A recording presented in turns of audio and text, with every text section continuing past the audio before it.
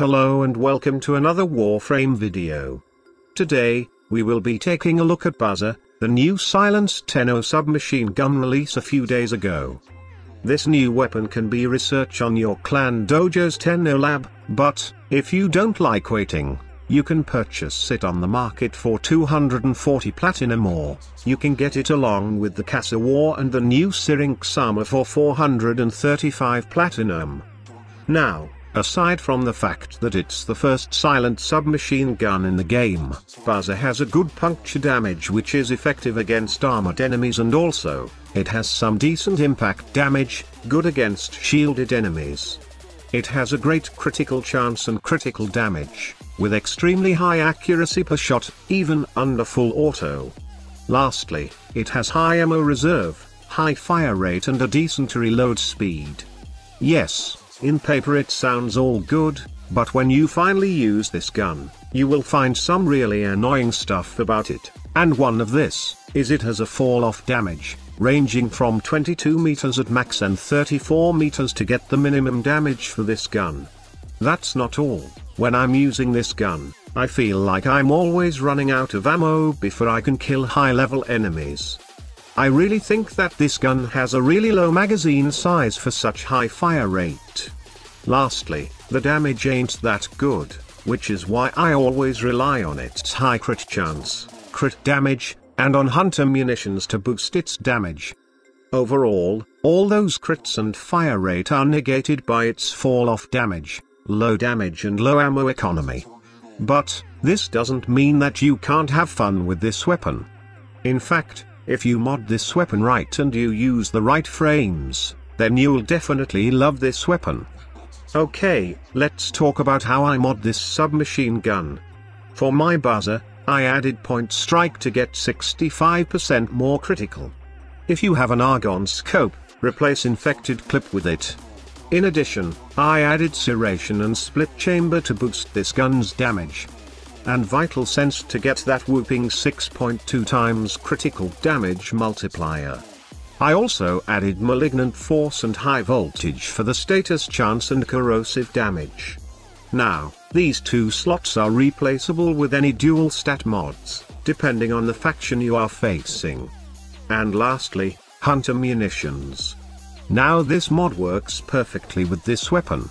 With the high amount of crit chance and fire rate, Baza can proc those slash damage pretty often when it's modded with hunter munitions.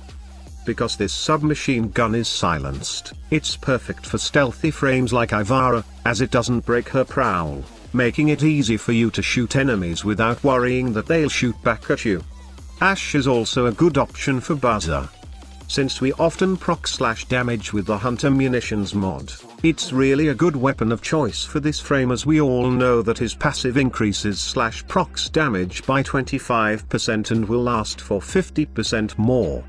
Another Warframe that can handle Baza really well is Octavia. Her metronome and amp abilities really synergies well with Baza, both giving her the ability to shoot this weapon, while hidden, and dealing damage. Just remember that your amp draws power from sounds, so it's best that you always keep your metronome up to get that 400+% increase in damage always. And lastly, there's Loki. Sorry if I can't show you a Loki footage right now, as I don't have this frame yet. But are stealthy frames really the only ones who can use Baza effectively? The answer is no. In fact, you can use it with all your frames, as it's still a decent gun when modded with the right mods. But, if you really want to take Baza in high-level missions, say, high-level sorties or even long survival runs, then there are two specific frames that can help you do that. Number one is Chroma. Well, we all know what Chroma can do to every gun, and it's really a no-brainer why you should choose Chroma.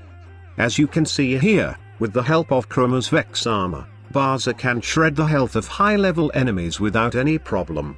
The other Warframe, and my most favorite frame to play with while using Baza, is Harrow. It's really fun to see all those red crits popping on your screen and destroying the enemies really fast.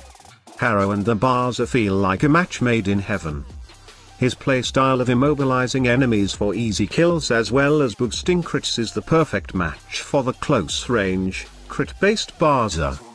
The increased fire rate and reload speed from Harrow's 2 on top of the crit buffs from his 4 make frame and weapon work together perfectly. Especially the reload speed. There's almost zero downtime for reloading. Hell, even the Baza's innate suppression can help if you're doing something like an exterminate, since you'll gain minimal attention due to the enemies you're working not being able to run and the enemies farther away from you being none the wiser. All in all, the Baza is a good submachine gun. Well, only good as I really hate its fall-off damage. This is really the biggest disadvantage of this gun, as it requires you to shoot this gun in close combat. Also, it's kind of a bummer that it requires certain mods like the Hunter Munitions, and also certain warframes like Harrow, to make this weapon great. And lastly, I really find the fire rate a disadvantage also, as I think that this gun fires so fast that it consumes too much ammo and still not killing certain high-level enemies. Despite all those bad stuff, it's still a good gun when utilized in short to medium range combat, with stealthy frames like Ivara or damage boosting frames like Harrow. But seriously, I really think that this gun needs a little buff. So that's it for me, guys. Hope that you find this video informative. Again, I would like to thank all my subscribers for their constant support. Seriously guys, I really thank you for helping me grow my channel, as without you, I could not even have this so much attention. Thank you once again. And for those who are not currently subscribed, please do me a favor and hit that subscribe button if you want to see more Warframe videos from me in the future. Thank you so much and see you on my next video.